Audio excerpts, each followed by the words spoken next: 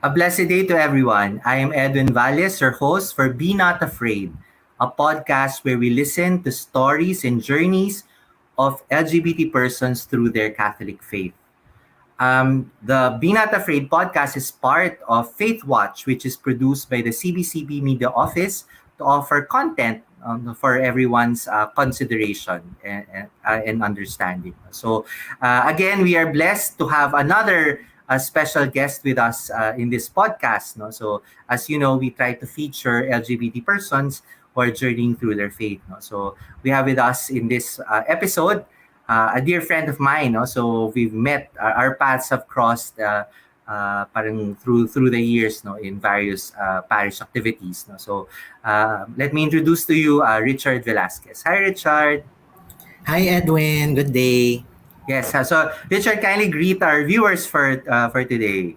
Hello, magandang araw, magandang hapon, magandang gabi kung anong oras man kayo nanonood ng Be Not Afraid. I'm honored to be here in this show.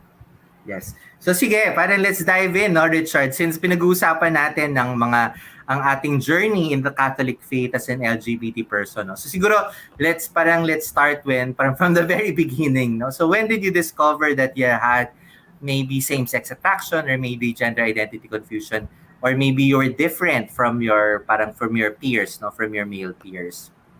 So, yung bata pa lang ako, Edwin, alam ko tinutokso na ako parate na bading, no? Probably because I don't fit into the gender stereotypes during that time.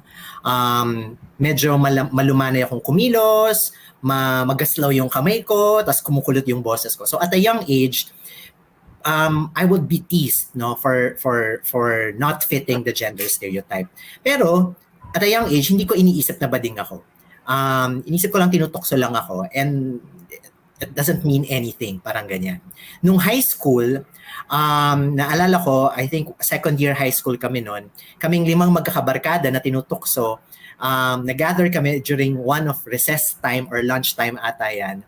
Tapos, we talked about our situation. And yung situation namin is yun nga, sabi natin, tinutokso tayo ng mga tao, pero masaya tayo, pero ano ba talaga yung definition ng bading, di ba? Tapos, at that time, sabi namin, ang definition ng bading, may crush. And sabi namin, sige, so bading ba tayo or hindi, di ba? And at that time, second year high school, sabi namin, sige, bading tayo. Ganyan. Tapos, kumuha kami ng class picture, namili kami ng crush namin dun sa class picture. And then, parang somehow sinike namin yung sarili namin na yun yung magiging crush namin. I don't know if it was triggered by that moment or talagang we had same-sex attraction ever since. Tas yun lang yung parang nag-unlock. But since then, no, since second year high school, kaming 5 magkakaibigan, we're still friends until now. We've sort of lived that lifestyle, no, of what parang the gay lifestyle is, no, until 2012. Yung 2012 was the time when I joined this retreat. Pero since high school until siguro 2012, I was living the gay lifestyle, no, o kung ano man yung ine-expect ng modern culture or ng pop culture of how a gay person should live. Pero grabe, I think that's very interesting your path, no, kasi usually yung like for example, I speak in my case, no, so parang parang you tend to already have medyo parang some attraction to fellow males. So did you go to an all boys Catholic school, rin? Yes, I went to all boys Catholic school. So yun na, parang I think merong underpinnings of that attraction, no. So tama ka, sa high school kasi siya nagma-manifest, no, so in a more serious, pero parang based on your story, parang it's really more like you were being parang yun na nga, parang called as gay, di ba? So parang ganoon, parang tinutokso-tokso. And then parang because of that fact, ba did you gravitate towards the four other of your friends, or friends na kayo prior to second year high school? Friends na kami. Actually, I have a wide range of friends, no. So okay, may mga straight friends ako, may mga parang gay friends ako, and nag-gravitate lang ako sa mga gay friends by virtue na nakakatawa sila, and we share the same humor, we love the same music, tapos magkaka-group kami sa school kapag may mga school projects. And then siguro dahil kaming magbabarkada doesn't parang fall into the gender stereotype, tinutokso kami. So Tama ka eh. Okay. Parang attraction was the deal breaker for us to really define ourselves as gay. Pero prior to that, Interesting. it was very just behavioral, as in yung mga gaslaw lang kami. Correct. Yeah. You Puro just ganun lang. you just enjoyed one another's company, no? So Yes, yeah, yes, yes. exactly. Okay. So and then from that month, ang galing, no? So very interesting yun that parang you consciously parang ano to siguro articulated among yourselves na if we are indeed gay, no, so we have to have crushes, no? So yan, and so does that mean ba na parang yung journey mo to LGBT lifestyle, so to speak, is more towards relationship, same-sex relationship, or towards siguro para like casual encounters? Did it So define yung, that one? so nakakatawa kasi parang hindi ko alam kung mga nerds kaming mga magbabarkada. But we really enumerated as we go to college, tapos na nag-graduate kami, na ano na dapat ba yung ginagawa namin as members of the LGBTQ+. No? So nung high school, crush lang siya. Tapos wala namang action on it. Basta may crush lang, ganyan. And then kung parang namili pa nga kami, kung magpapatokso tayo, dito lang tayo papayag magpatokso. Tapos kung hindi sila pasok dun sa crush list natin, lalaban tayo, parang ganyan, di ba? Tapos, nung college, wala masyado, it's still maintained in terms of yung crush or attraction, no? Post-college, dun na siya nag-lean towards finding a partner or finding a boyfriend. And syempre, it goes with it yung mga casual interactions or yung casual meetups with people, no? So, I think truth be told, yung chastity was out of the question during that time. No? So parang chastity was not part of the LGBT conversation or even consciousness, di ba? Yes. Exactly, di ba? Na parang kasing yun yung expectation and it's like the norm, di ba? For yes. Especially if you're living the LGBTQ lifestyle. Now, I'm not speaking for everyone, but at least from my experience and from our circle, ganun yung parang naging way of life.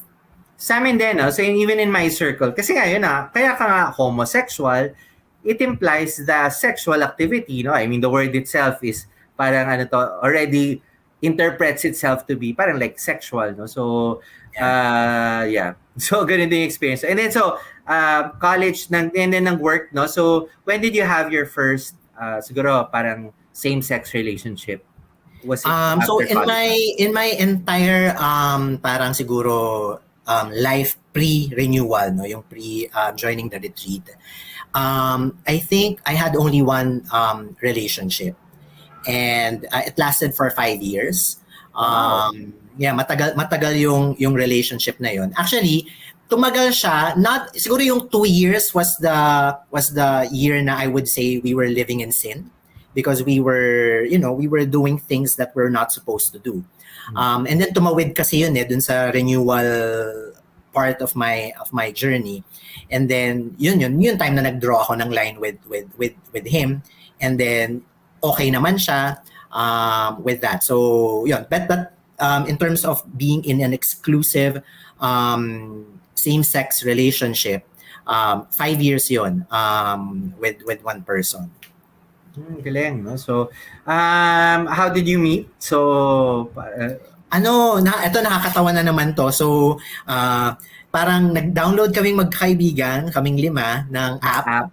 Tapos sabay-sabay kaming nag-like or nag-swipe, nalimutan ko na nung person na yon. Tapos nag-aabang kami kung sinong re-replyan niya sa aming sa aming 5. Parang ganun, parang sino pinakamaganda sa aming 5. Tapos yun yung, so ikaw ba napili nun? Dalawa kaming pinili. Eliminated yung 3. Tapos after that, parang I think yung nag-continue talaga in terms of conversation was yung kaming 2. So yun, ganun lang siya nangyari. So it was actually, it wasn't meant really to find love or to find a relationship. Parang we were just testing the app. Tapos yun, fun lang, nag-click kaming lahat. So yun, tapos when naging medyo serious na yung conversation with me, dun na nag-progress into an exclusive relationship. Okay. Yeah. So, syempre with all the bells and whistles, no? All the kilig and Yes.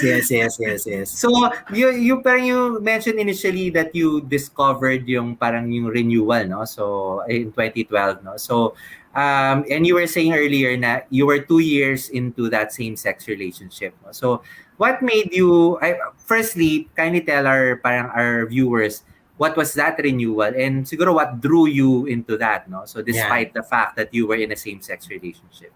So there's a community called Living Hope Catholic Charismatic Community. So it's a Catholic and a charismatic parang organization or community, no, na, and then parang meron silang hinuhold na retreat every year. So but the retreat is for everyone. No? Wala naman siyang specific na pinipiling parang life stage, no. So it's open to everybody. Actually, wala naman talaga akong intent to join.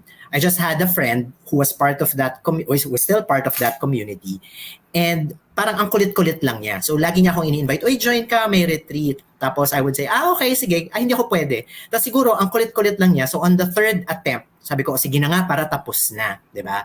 So the intent really was just to para matigil na tong friend ko from inviting me. Ganun lang siya. Walang desire, walang hunger, and actually I suffice to say I wasn't even parang aware that I was living in sin. Diba? Parang isip ko, okay lang naman ako. Parang I was actually living the best years of my life. Medyo nandun ako sa phase na yun. So parang isip ko, hindi ko naman kailangan ng retreat. So ba't ko sasayangan yung weekend ko for that?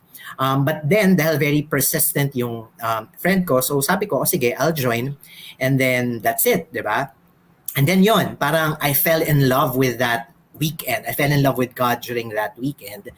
And yung siguro yung what made me continue the journey is really yung realization ko lang na God loves me for who I am, 'di ba? Na mahal ako ng Diyos sagad hanggang buto, 'di ba? And yun lang, it's such a beautiful parang awakening. Kasi siguro Edwin, bago ako pumunta sa renewal, para akong so I'm an out and open gay pero closeted Catholic ako, parang ganun. So parang siguro people wouldn't know that I'm Catholic. Siguro lang ako, Sunday Catholic, nagsisimba, tapos kakain with family. Tapos the rest of the week, parang I'm living the life as an LGBTQ+, di ba? So, and when I joined that retreat, dun ko na parang na-realize na, shucks, I've been living my life in sin, di ba? And I've been neglecting God's love all along. So that sort of triggered my journey, my spiritual journey towards this path now.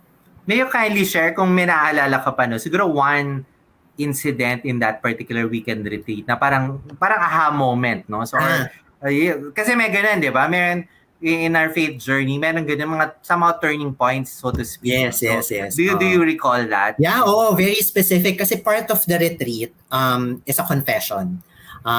And sabi dun sa retreat, sabi nung parang nagli-lead, sabi niya, if you're uncomfortable with confession, take that time to talk to the priest. Parang ganyan, diba? So I did my confession, but I also talked to the priest. So kinausap ko din yung priest. And I remembered parang sharing with him my tampo. Maliit na tampo for being gay and being Catholic. So sinasabi ko kay Father, parang I'm being called to be a good Catholic, and yet meron akong attraction, tapos parang in between, ang daming bawal. And na frustrate ako kasi parang I was created this way. Sana ginawa na lang akong straight para the choices were easier. And yun, tapos nilabas ko yung mga issues ko. Sinasabi ng church, bawal to. Sinasabi ng church, bawal yan. No? And I remember the priest was looking at me very, very calmly. No? And then sinasabi niya, your heart is full of all these parang preconceived notions of who God is. So much so na wala nang space for God to speak to me and to enter into my heart. So sabi niya, why don't you release and surrender all these frustrations and lift it up to God? I-empty ko daw yung heart ko with all these parang preconceived notions so that God would allow Himself to speak to me para may puwang sa heart ko for Christ, di ba? And ang galing nun, tama, no? Parang ang galing nung explanation, nung parang advice sa akin ni Father. And tapos sinanong pa nga niya ako, sabi niya, saan mo nakukuha lahat ng mga sinasabi mong sabi ng simbahan? Have you read the catechism? Have you talked to a priest? Have you talked to a nun? Have you done your research, no? And actually totoo yun, no? Kasi parang na-realize ko lahat ng source of information ko that time were mostly from social media, from celebrities, from mga influencers na hindi ko nabigyan ng tamang boses o hindi ko nabigyan ng pagkakataon yung simbahan to talk to me. So, another realization is na ang dami ko pa palang hindi alam. So, the first step that I did was really to surrender, no? And talagang, ano siya, parang cleansing of my heart, cleansing of my thoughts na I need to let go so that parang clean slate siya so that I would have space for Christ and for the church to talk to me. Yun.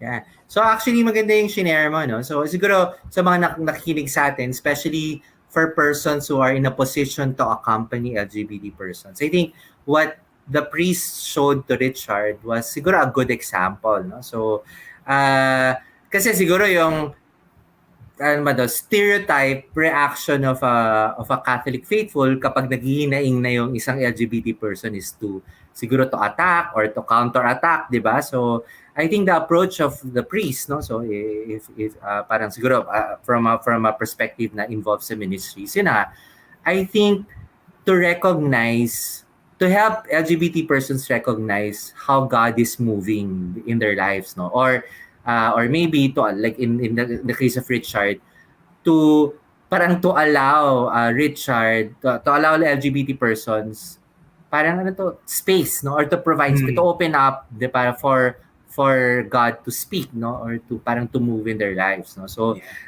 syempre isipin ng mga taong simbahan na nako, enough ba 'yun? Paano kung iba maiisip nila? But exactly yun yung witness ni Richard na hindi naman sinabi na pari na mali yan or kinontra-kontra yung mga nararamdaman niya at hinayin niya sa simbahan, but rather that parang siguro that suggestion of emptying yourself out of all these frustrations parang siguro triggered in something in Richard, no, na parang oo nga naman, no. So parang punong-puno ako ng frustrations and disappointments. Baka naman hindi totoo 'yun, no. So very interesting, no. So ayan. And then I think, no, so also what Richard mentioned was yung persistence ng kanyang kaibigan. Nakakakulit na.